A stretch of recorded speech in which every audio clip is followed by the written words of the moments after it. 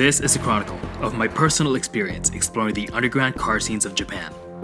Follow my journey and discover the rich culture and history of street racing, drifting, and everything in between, here in the land of the rising sun. This is The Hunters. この番組はご覧のスポンサーの提供でお送りしました。Recap time. In previous episodes in this miniseries, I went to Scuba Toge and rode in Stan's crazy Eurobeat GC8, checked out Stan's new second car, and then dropped my roadster off at my mechanic. We went back to Tokyo for burgers with the Hunters, and then went driving on the loop. We somehow wound up in a little-known underground parking area somewhere in the loop. Also stick around because after the end of the main video, there's a Q&A session where I'm going to answer some of the questions I received after I asked you guys what you wanted to know on my Instagram. Exit over there. What's going on? Where are we? I'm holding the door. Okay. We're real gentlemen. Where are we going? I have no idea. This goes up to the station. Oh, is there a vending machine? Vending machine? Yeah. I didn't see one. There's a cap. Let's go. I want to go look for a vending machine.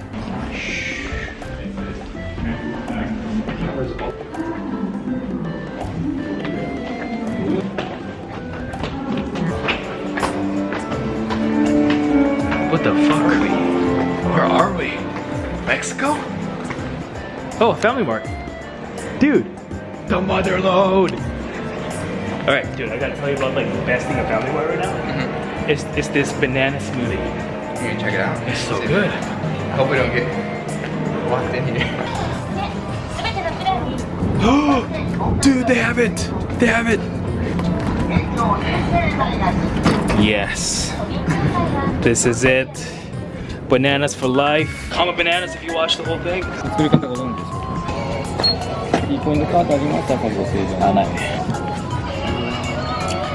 Alright, now you gotta take this, you gotta squish it up a bit. Here we go.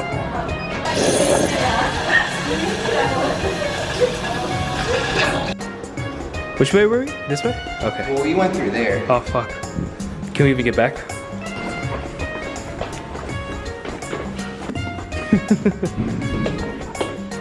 I think you can open it. Oh fuck. It's us. Give us a card. Yeah. Alright, so we're leaving this place now. I can deal. Okay. This place is great though. It's like a nice spot to stop by. Wow, beautiful colors.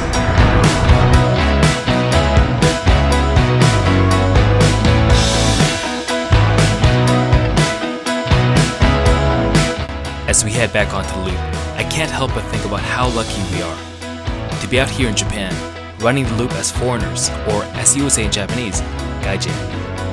We are GAIJIN loop runners, basking in the glow of the neon lights of Tokyo metropolis as our turbo-powered chariots charge through the night, round and round these winding inner-city highways. Though we come from wildly different backgrounds, fate has brought us together for this timeless moment where the clock has stopped and you can't tell if it's 1999 or 2019. Running on the loop always gives me a strange sense of nostalgia. This is a new section of the Shutoko we're exploring for the first time in real life, but I feel like I've been here so many times before. In 32-bit resolution on the PlayStation, playing Tokyo Extreme Racer. All of the turns feel vaguely familiar. The red arrows on the curves, the green road signs, dazzling neon colors, and the cars of the 90s. It's as if my heart has always been longing to return home, to a different moment in time. What a peculiar feeling. How can I feel nostalgia for a place I've never been and an era I've never lived? Then I realized it's because I've been dreaming about these moments for 20 years. For us, driving on these roads is literally a dream come true. This is our escape. Paradoxically, running on the loop is one of the few places where we can find peace and stillness from the unrelenting pace of our daily lives. And so round and round we go, deep into the night, like silver balls on the roulette table of life.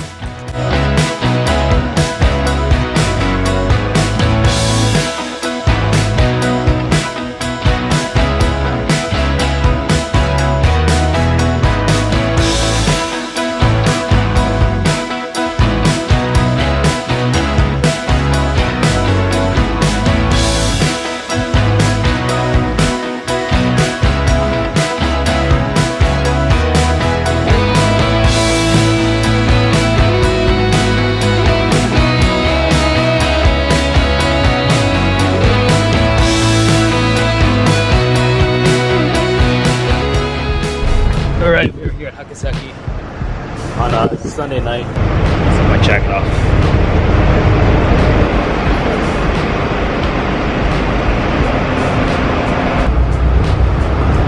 Undercover police car. We're using mode number 2. Number 1. There's something special about this group of friends. We're bound together by a common passion. So that's why, despite our differences, our values are the same. And I'm so glad that I've had the fortune to meet these people. Thanks for today. But this is what it's like to be a tall seed. This is like Instagram versus reality. You have to start crying like silently. Yeah, oh, wish I was taller. Alright, see you, man. Great video today. Enjoyed filming. Drive safe. Any last message for the people? You can't just throw things like this. Come on, just give them a message. What is your message? Something inspirational. Something like words to live by. Yeah, I don't know. The only thing I do is what I want to do. Like, I do what is fun, even if it's stupid. Live with stupidity. This would be and hentai, of course. I'm gonna fucking put that on a t-shirt. Live with stupidity and hentai. That's a nice slogan, actually. I guess. See you guys. See ya. Drive safe.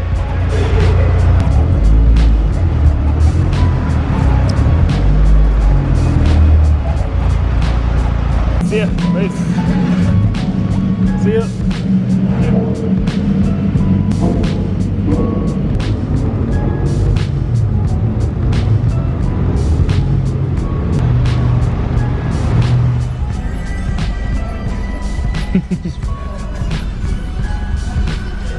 Undercover police, hard to spot.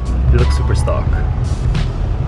Actually, they even look kind of modified, or like a Yakuza car or something. both of these. 302. They're not standard numbers. Oh. Not 300. 302. Alright guys, I hope you enjoyed this mini-series of our daily car life adventures. Hey guys, hope you enjoyed the video. Let's jump right into the Q&A. Is it worth renting a car to drive around the highways for fun at night if you're just visiting? It's definitely worth it. Renting a car will allow you to not just drive around the Shutoko or the inner city highways, but to visit Daikokufuto, the parking area which is the mecca of car culture in Japan, as well as other parking areas like Tatsumi. Otherwise, it's really hard to get to those places. However, even if you do rent a car, keep in mind that it's really difficult to navigate the maze of interchanges, and be prepared to miss a bunch of exits and get really frustrated. By the way, for a price, I'm actually running experience packages where you can come along with me for a night out exploring car culture and even filming some of these Drift Hunter videos. So send me a DM over Instagram and I'll give you the details. What do you miss most about Gunma life? I miss the slower pace of life, the quiet summer nights, and the sound of cicadas and frogs in the rice fields. I miss my rickety old apartment that would get freezing in the winter, so much so that I would have to hide out under my kotatsu. I miss driving on the initial D roads and discovering the toge culture for the first time. But also, to be honest, I think I mostly just missed that period of my life when I was a jet. When I was younger and I didn't have to worry too much about the future just yet. Cons of owning a Miata. Not that many. Mostly that it can't hold very much stuff and that it's not very fast. It's also old, so there's a lot of maintenance that you have to do, which can make your wallet feel quite a bit lighter. However, compared to other sports cars from the 90s, it's probably one of the cheapest cars to run and to own. And plus, being able to throw the top down on a nice day makes everything else worth it, trust me. When are you buying a Nissan Skyline? Any ideas? So as you guys may know, a Skyline R34 V-Spec 2 Midnight Purple is my current grail car. However, I feel like I need to own a bunch of other cars first before I finally get it. I need to own a drift car like an S15 Silvia, get into rally with an Evo, own something German, maybe Italian, and maybe by the end of all that, I'll realize I don't even want a Midnight Purple V-Spec anymore. How did you become a teacher in Japan? I applied for and got into the world-renowned JET program. The application cycle is actually opening up soon and applications will be due around the end of November, so if you're interested, you should check it out on the website and start getting your application in order. How's your progress on your dream to make a documentary on Netflix? Have you gotten in touch? So there's a bunch of stuff happening and it's been a long process to get this far. I've got my core team and we know the story that we want to tell, and I've been in talks with the Discovery Channel, Vice, and some production houses with direct relationships to Netflix. We're doing everything we can to develop something which we can pitch.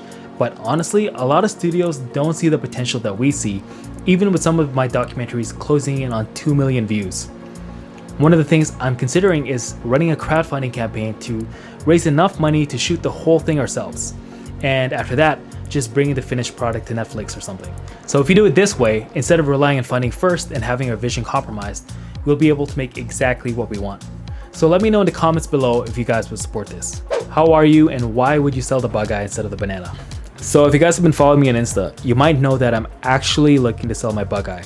And the reason is because it's so good that I'm finding myself running out of reasons to keep the banana roadster. However, because I want to keep the roadster, I can't bear with the thought of parting with it, and it's been part of the channel for so long, and I just love being able to throw the top down. I have to sell the bug eye. Can we see the replacement for the bug eye? Right now you don't have a 4-wheel drive car. So I actually still have the bug eye, but the replacement for it will be a Forester STI. So it'll be pretty much the same car, just with more space and utility. I want to do more outdoorsy things like camping, snowboarding, road trips, and I think that the Forester will be absolutely the perfect car for that, while still being a formidable weapon on a toge, and a great camera car. So basically, it'll be the ideal all-rounder for the channel, while I'll still have the Roadster as my main sports car. In the future, I want to get into drifting, and my goal is to pick up an S15 Silvia, and I'm also interested in rally, so I might go for an Evo 9 or something as well too. How has living in Japan changed your perspective of the car community? I've just been so amazed with the depth of the culture and tradition of the Japanese car community. Almost everybody is super welcoming and chill, and I feel like this is what car culture should be like everywhere in the world. What's the future of Drift Hunter? I hope that within the next year or so, I can become a full-time content creator with Drift Hunter, supported directly by you guys, the fans, through Patreon, merch, and the sale of things I'm coming out with, like books. So I've got a lot of stuff planned, and I hope that I can continue to do what I'm most passionate about and take it to the next level. As you guys know, my big goal is to get a documentary on Netflix so that it can really reach a wide audience, and to do so, I need to be able to work on this fully and completely, instead of only being able to spend 2 to 3 hours a night on weeknights and as much time as I can find on weekends. So once I'm able to go full time, this will all become feasible, and within the next 2 years, my goal is to grow to one of the biggest and most influential car channels on YouTube, with a huge global following and doing big things like releasing my documentary on Netflix and pursuing a movie deal with a Hollywood studio. What resources were most helpful to you when you were studying Japanese? Guys, if you're really serious about wanting to learn how to speak Japanese, you need to make it into a real goal, not just a someday wishy-washy kind of thing. So I would suggest applying to write the JLPT and start studying seriously. It's a test which has 5 levels from N5 to N1, with N1 being the hardest, but N5 is achievable if you study for a few months consistently. So there are so many resources out there, and whatever I tell you now will become outdated. All the things I use are probably outdated. So what you can and what you should do is Google search strings that will yield relevant and current results, like best JLPT N5 resources 2019. However, honestly, it's not really so much about having the best resources as it is about having a clear reason of why you want to learn Japanese and having specific goals. So I would say start there. How is life in Japan? Well, I've been here since 2010 and I've had countless crazy experiences and adventures. So you could say I'm pretty happy with how things have turned out right now. And sure, there have been tons of challenges and difficulties, like the language barrier, finding a good job after JET, things of that nature, but I think that in general, being able to maintain a positive attitude has allowed me to spot opportunities and capitalize on them to create a life for myself that I'm really grateful for. Gunma or Tokyo? Yokohama. I loved Gunma, but it was time to move on, so in late 2017, I moved to Tokyo and lived in Ikebukuro. However, living there was too difficult car-wise, and it was a pain in the ass just to get my car to my parking spot. There was nowhere to go that didn't require me to pay for parking, and I could just take trains everywhere. But Yokohama is great. It's close to Tokyo, Daikoku Futo, Hakone, basically everywhere I want to go, and if I really want to go back to Gunma, it's only a couple hours away. So in my opinion, Yokohama is one of the best places in Japan to live. Alright guys, that was pretty long and in-depth, and I hope you enjoyed it and this whole mini-series. Around now, the usual thing would be for me to ask you guys to like, comment, and subscribe, but actually, the number one thing that you can do for this channel, aside from becoming a supporter or picking up some merch, is simply to watch one more video from my channel. So, if you enjoyed this video and you made it all the way to the end, please check out one or two more videos and maybe one of the older documentaries if you haven't seen them all yet. Cool, so once again, thank you guys so much for your support. I'll be coming out with a lot more cool things in the future, but for now, guys, thank you so much for supporting me and my Patreon and picking up merch, enabling me to continue making content for you guys. I think the time will come soon when I can quit my job and go full-time, so until that time, I thank each and every one of you for your support, and I'll catch you guys in the next video.